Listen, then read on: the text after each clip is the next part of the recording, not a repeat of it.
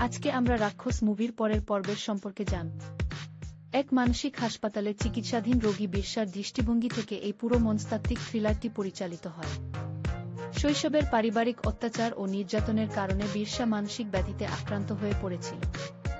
হাসপাতালের বন্ধ ঘরের ভেতর সে তার অতীত জীবন এবং বর্তমানের অদ্ভুত কল্পনার মধ্যে এক নিজস্ব জগৎ তৈরি করে নেয়। তার দৃষ্টিভঙ্গিতে ধরা পড়ে সমাজের ভেতরের অন্ধকার রূপ এবং মানুষের অসৎ মানসিকতা। ক্যামেরার দৃষ্টিভঙ্গি ঠিক একজন রোগীর চোখের মতো কাজ করে, যা দর্শকদের একদম অন্যরকম এক অভিজ্ঞতার মুখোমুখি করে তোলে। এটি মূলত মানুষের ভেতরের অন্তর্নিহিত ভয়, হিংসা এবং মানসিক জটিলতার এক গভীর ও রহস্যময় উপস্থাপন।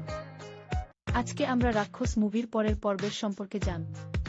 এক মানসিক হাসপাতালে চিকিৎসাধীন রোগী বিরসার দৃষ্টিভঙ্গি থেকে এই পুরো মনস্তাত্ত্বিক থ্রিলারটি পরিচালিত হয়। শৈশবের পারিবারিক অত্যাচার ও নির্যাতনের কারণে বিরসা মানসিক ব্যাধিতে আক্রান্ত হয়ে পড়েছিল।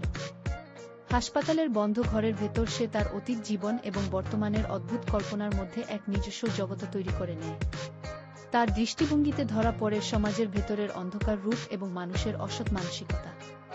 ক্যামেরার দৃষ্টিভঙ্গি ঠিক একজন রোগীর চোখের মতো কাজ করে, যা দর্শকদের একদম অন্যরকম এক অভিজ্ঞতার মুখোমুখি করে তোলে।